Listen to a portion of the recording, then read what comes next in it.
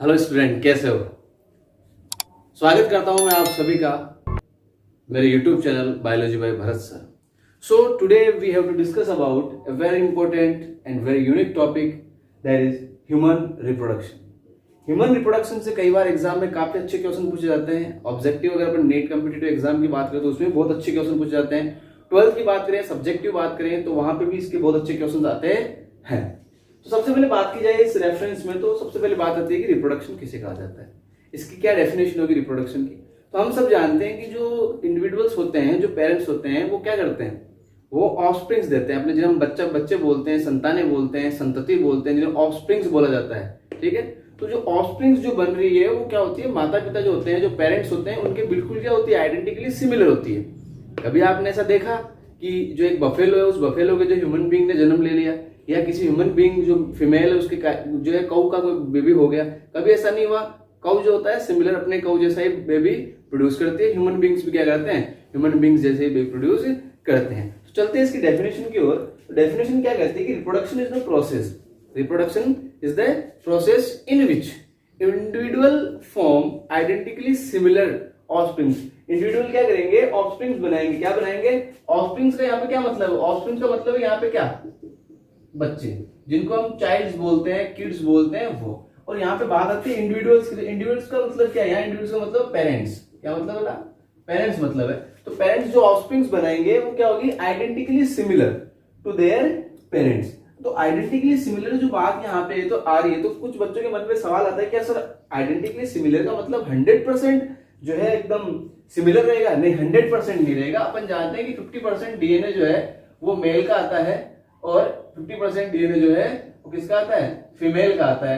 तो दोनों का जब डीएनए मिक्स होगा तो यहाँ पे कुछ ना कुछ क्या आएगी बेटा, बोलिए क्या आएगी, वेरिएशंस आएगी। क्या आएगी, वेरिएशंस आएगी कि नहीं आएगी? जब वेरिएशंस आएगी तो हम जानते हैं कि वो आइडेंटिकली सिमिलर तो होगा, लेकिन इतना ज्यादा नहीं कि बिल्कुल एकदम डिट्टो क्लोन बन जाए, ऐसा नहीं होगा। अब बात करते हैं कि जो ऑफस्प्रिंग्स बन रही है, these offsprings are called clone. क्या बोलते हैं इन ऑफस्प्रिंग्स को, क्लोन बोला जाता है। तो क्लोन के बाद में अगर कुछ बन रहा है, क्लोन के बाद में अगर कुछ बन रहा है तो उसको अपन क्या बोलेंगे, तो आफ्टर द क्लोन जो बन रहा है उनको हम बोलते हैं बेटा क्या, रेमिट। क्या बोलते हैं, रेमिट बोलते हैं उनको। क्या बोला जाता है भाई, रेमिट बोला जाता है।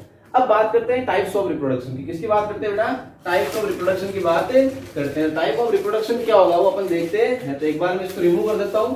अब टाइप ऑफ रिप्रोडक्शन की बात करें तो रिप्रोडक्शन 2 टाइप का होता है। कितने टाइप का होता है भाई, 2 टाइप का होता है। कौन कौन सा होता है, एक तो होता है सेक्सुअल और एक होता है सेक्सुअल। तो अपन दोनों की चर्चा कर लेते हैं, क्या होता है दोनों की दोनों। तो देखो भाई, टाइप्स ऑफ रिप्रोडक्शन में बात की जाए, टाइप्स ऑफ रिप्रोडक्शन, तो रिप्रोडक्शन इज मेनली 2 टाइप्स। पहली बात की जाए तो असेक्सुअल, असेक्सुअल, और दूसरी बात की जाए तो कौन सा होगा डियर स्टूडेंट, सेक्सुअल की बात करेंगे। तो 2 है अपने पास में, एक तो असेक्सुअल है टाइप्स ऑफ रिप्रोडक्शन और दूसरा क्या है, सेक्सुअल है। अब असेक्सुअल और सेक्सुअल में आपको क्या डिफरेंस नजर आ रहा है, केवल एक चीज का डिफरेंस नजर आ रहा है डियर स्टूडेंट, वो है केवल इसमें ए लगा हुआ, इसमें ए नहीं लगा हुआ। तो यहाँ पे ए का मतलब क्या है, यहाँ पे ए का मतलब है ओनली 1, ए मतलब एक। अगर रिप्रोडक्शन में केवल ओनली सिंगल पेरेंट पार्टिसिपेट करें, कितने parent, single parent, only and only single parents participate करें, उसको बोल देंगे असेक्सुअल रिप्रोडक्शन। और जिसमें सर मोर देन 2 नहीं, मोर देन 2 होते हैं वो रिप्रोडक्शन नहीं रहेगा बेटा फिर। तो मोर देन 2 नहीं, only and only 2, only 2 parents, only 2 parents. अब 2 पेरेंट्स कौन कौन से, या तो फीमेल और प्लस में कौन हो जाएगा साथ में, मेल, मतलब मेल और फीमेल। लेकिन इसमें क्या हो सकता है, आइदर मेल और फीमेल दोनों हो सकते हैं। अब इसमें इसका की पॉइंट क्या है, इसमें गैमेटे बनते हैं क्या, इसमें गैमेटे नहीं बनते। इसमें फर्टिलाइजेशन होगा क्या, फर्टिलाइजेशन होगा क्या, गैमेट नहीं बनेंगे, फर्टिलाइजेशन कैसे होगा। इसमें क्या गैमेट्स का फ्यूजन होगा क्या, तो फ्यूजन भी नहीं होगा। इसमें क्या वेरिएशंस आएगी क्या, वेरिएशंस आएगी क्या, नहीं आएगी। मतलब जेनेटिक मटेरियल 100% क्या रहेगा, 100% सिमिलर रहेगा to the offspring, to the parental body, जो पेरेंटल बॉडी है उसके। ठीक है, तो इसमें वेरिएशन नहीं आएगी। इसमें अगर बात की जाए तो इन सब का मतलब इसका उल्टा क्या होगा, गैमेट्स बनेंगे, बिल्कुल बनेंगे, पहला पॉइंट। दूसरा फर्टिलाइजेशन होगा, बिल्कुल होगा फर्टिलाइजेशन। तीसरा फ्यूजन होगा, बिल्कुल होगा फ्यूजन। चौथा क्या वेरिएशंस आएंगी, बिल्कुल आएगी वेरिएशंस। तो ये सारे प्रोसेस किसके हो गए, सेक्सुअल और असेक्सुअल के। अब हम बात करते हैं कि जो ह्यूमन रिप्रोडक्शन है उसके अंदर, ह्यूमन रिप्रोडक्शन के अंदर दो जो मेन जो सिस्टम दिए गए हैं आपके एनसीईआरटी के अंदर, वो दो सिस्टम जो दिए गए हैं माय डियर स्टूडेंट, वो कौन कौन से उनके अपन बात करते हैं। तो एक तो मेल रिप्रोडक्टिव सिस्टम, एक तो कौन सा है मेल रिप्रोडक्टिव सिस्टम। पहला कौन सा है, मेल रिप्रोडक्टिव सिस्टम। कौन सा है, मेल रिप्रोडक्टिव सिस्टम। तो मेल रिप्रोडक्टिव सिस्टम की अपन बात करें अगर, तो मेल रिप्रोडक्टिव सिस्टम और दूसरा फीमेल रिप्रोडक्टिव सिस्टम, पहला हम पढ़ने वाले हैं वो है कौन सा, मेल रिप्रोडक्टिव सिस्टम। अब मेल रिप्रोडक्टिव सिस्टम में कौन कौन से ऑर्गन पार्टिसिपेट करेंगे, कौन कौन से स्ट्रक्चर्स आएगी। तो सबसे पहले जो स्ट्रक्चर आएगी बेटा वो आएगी अपने पास में क्या, प्राइमरी सेक्सुअल ऑर्गन। कौन सी आएगी, प्राइमरी सेक्सुअल ऑर्गन आएगी।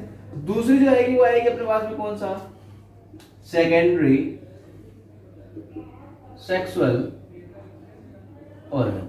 मतलब पहला कौन सा है, प्राइमरी, और दूसरा कौन सा है स्टूडेंट, दूसरा है सेकेंडरी सेक्सुअल ऑर्गन। अब प्राइमरी में अगर बात की जाए कि प्राइमरी में पहले जो प्राइमरी अपने पास है प्राइमरी रिप्रोडक्टिव ऑर्गन, या इसको क्या बोल सकते हैं, प्राइमरी सेक्सुअल ऑर्गन। तो प्राइमरी रिप्रोडक्टिव और इसमें केवल एक ही स्ट्रक्चर आती है, वो होती है अपने क्या, टेस्टिस। क्या होती है बेटा, टेस्टिस।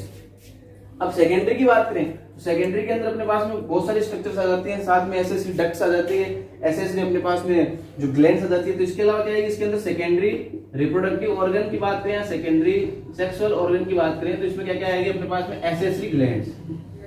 क्या आ जाएगी, एसेसरी ग्लैंड्स आ जाएगी। तो वैसे देखा जाए तो सेकेंडरी रिप्रोडक्टिव ऑर्गन नहीं है, लेकिन एसेसरी ग्लैंड्स भी इसमें इंक्लूड है। दूसरा अगर बात की जाए तो इसमें क्या जाएगा, एसेसरी जो अपने पास में डक्ट्स है वो आ जाएगी। तो हम बात करते हैं सबसे पहले प्राइमरी सेक्सुअल ऑर्गन की। प्राइमरी सेक्सुअल ऑर्गन कौन सा है, आपने अभी पढ़ा था, टेस्टिस होता है। कौन होता है dear student, testis, the primary sexual और reproductive organ of male reproductive system. तो अब हम जो पढ़ने वाले हैं वो हम पढ़ने वाले हैं कौन सा, टेस्टिस को पढ़ने वाले डियर स्टूडेंट। तो देखो टेस्टिस दो तरह से स्पेलिंग लिखी जाती है इसकी, कुछ किताबों में, कुछ बुक्स में ऐसे भी आती है, तो दोनों ही सही है, गलत कोई सी नहीं है। टेस्टिस ऐसे लिख लो ऐसे लिख लो, बात एक ही है। टेस्टिस की बात की जाए सबसे पहले तो मैं आपको बताता हूँ ये कब क्या इनका फॉर्मेशन होता है, कैसे ये बनते हैं।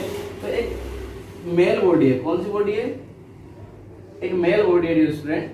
और इस मेल बॉडी के अंदर अपन जानते हैं कि जब बच्चा माँ के पेट में होता है, जो फिटस जो होता है वो जब यूट्रस के अंदर डेवलप होता है या यूट्रस के अंदर होता है, तो जब मैटरनल पीरियड 7 मंथ का हो जाता है, कितने मंथ का, 7 मंथ्स का हो जाता है। कुछ बुक्स में 8 मंथ भी लिखा होता है, लेकिन ऑथेंटिक बुक के अनुसार देखें अपन तो 7th मंथ आता है। तो इस समय क्या होता है कि जो बच्चा होता है उस बच्चे के टेस्टिस 7 महीने से पहले, 7 मंथ से पहले तो कहाँ रहते हैं, एब्डोमिनल कैविटी में रहते हैं। लेकिन जैसे ही बच्चा 7 महीने का होता है तो माँ के या जो मदर है उसके यूट्रस के अंदर जो वोम के अंदर जो फिटस डेवलप कर रहा है, जो एम्ब्रियो डेवलप कर रहा है, 7 महीने होते ही वो टेस्टिस कहाँ जाते हैं बेटा, वो नीचे की तरफ डिसेंड करने लग जाते हैं। तो कुछ इस तरह से जो सिचुएशन बनेगी, तो ये कहाँ आ जाएंगे बेटा, ये यहाँ पे लटक के या हैंगिंग कंडीशन में नीचे आ जाएंगे। अब यहाँ पे अगर देखें अपन, इस जगह एक कैनाल होती है, इस जगह से कैनाल होती है, इस कैनाल को बोलते हैं इनग्विनल कैनाल।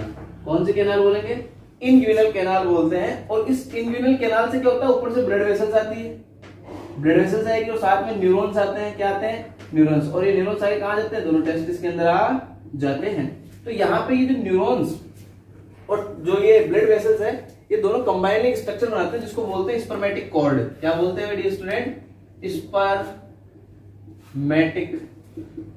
कॉर्ड बोला जाता है। तो स्पर्मेटिक कॉर्ड कहां से ट्रेवल कर रहा है, passes through inguinal canal and reach up to the testis, and provide the nutrition, as well as you know that very well about that bloodstream have lot of elements, nutrition. तो by the help of the blood, testis cell जो होती है, tissue जो होता है, वो क्या करता है, न्यूट्रिशन लेता है।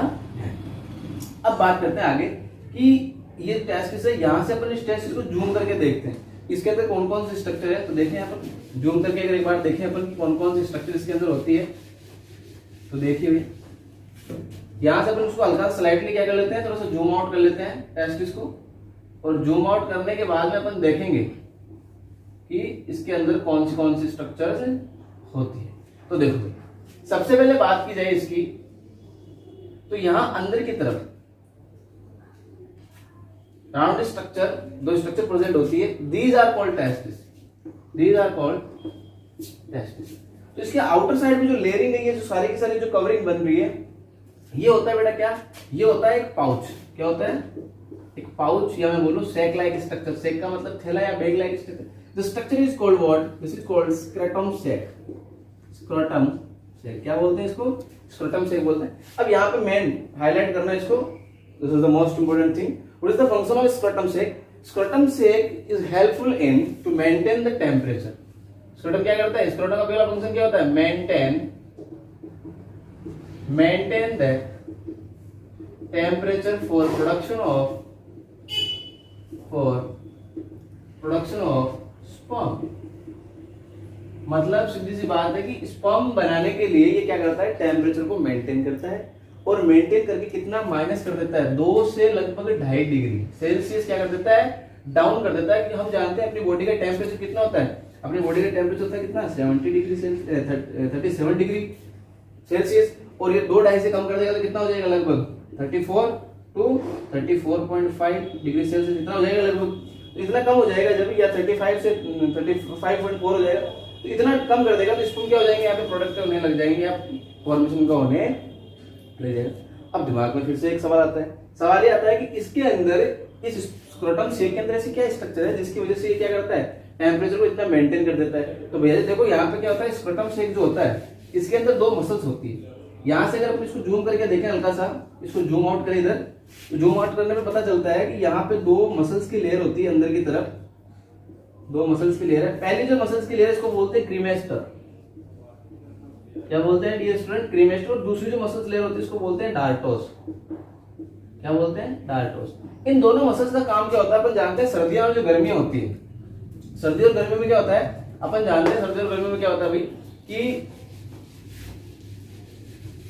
ये जो टेस्टिस होते हैं, ये क्या करते हैं टेस्टिस, कभी जैसे मैं बात करूं विंटर की, या बात करूं मैं किसकी, समर की, तो दोनों ही कंडीशन में क्या होता है, विंटर में क्या होता है कि टेस्टिस ऊपर की तरफ चले जाते हैं, body near to the body आ जाते हैं। क्यों, क्योंकि बाहर का टेम्परेचर क्या होता है, कम होता है, तो टेम्परेचर को वापस मेंटेन करना है for the production of sperm, for the spermatogenesis. So that's why during the winter session the testis and the scrotum sac is what, ascend upward toward the body, ascend upward toward the body for the maintaining of temperature and for the production of sperm. And during the summer क्या होता है कि गर्मियों के दिनों में क्या है कि बाहर का टेम्परेचर भी क्या है, बहुत ज्यादा है, और बॉडी का टेम्परेचर भी बहुत ज्यादा। तो इस कंडीशन में क्या होते हैं, जैसे टेस्टिस की ये कंडीशन है, स्क्रोटम कितनी लटक के कहाँ आ जाएगा, इतना नीचे आ जाएगा, इतना लटक के इतना नीचे आ जाएगा। इतना नीचे क्यों आ रहा है, क्योंकि बॉडी का टेम्परेचर ऑलरेडी ज्यादा है और बाहर का टेम्परेचर भी ज्यादा है।